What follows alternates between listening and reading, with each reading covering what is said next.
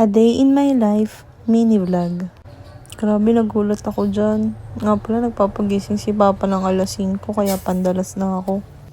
Nagsaing na ako at nagsalang ng labahin. Diyos ko, sa daming tubal. Habang nakasalang yung labahin, nagwalis na din ako at naglinis ng bahay. Unang luto ko nga pala to sa regalo sa aking non-stick frying pan. Tuwan-tuwa pa ako at ganyan ang kinalabasan ng sunny side up. Perfect! At nagluto na din ako ng bangus. Hindi ko nilagyan niya ng mantika kasi ang isip ko okay na. Tapos nung binaliktad ko, hindi ako kontento kaya nilagyan ko ng mantika. See, there's salt. Pero sa akin okay na yan. Gusto ko kasi sa ganyang bangus tostado. Tapos nagsangag na ako ng pang fried rice. Pero bagong saing yung ginamit ko dyan, wala naman kasi kaming bahaw. Matchib ko lang yung fried rice na gusto namin. Inuna ko muna yung mixed vegetable at saka butter. Tapos tinry ko tong fan chow, bibimbap. Parang sinusuntok ang ilong mo nito pag nagluluto kasi ang tapang ng amoy. Pero pag naluto yan, grabe ang sarap. Para talagang bibimbap ang lasa. Medyo may sipa nga pala ang anghang nito kaya hindi pwede sa bata.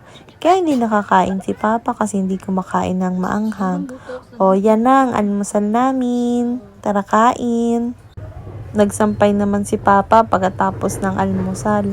Ako naman naghahanda na ng pananghalian.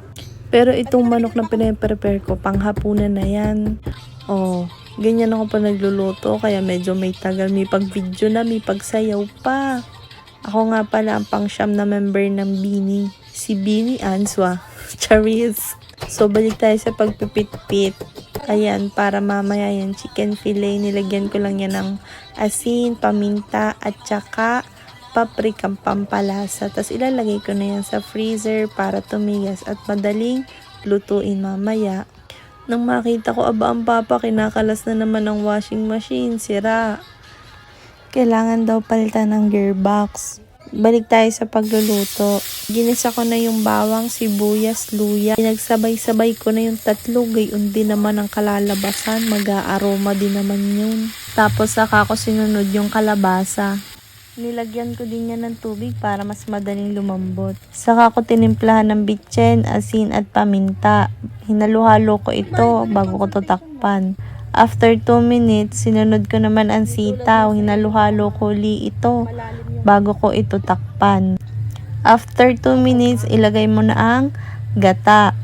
Coco Mama, baka naman, lagi kitang ginagamit.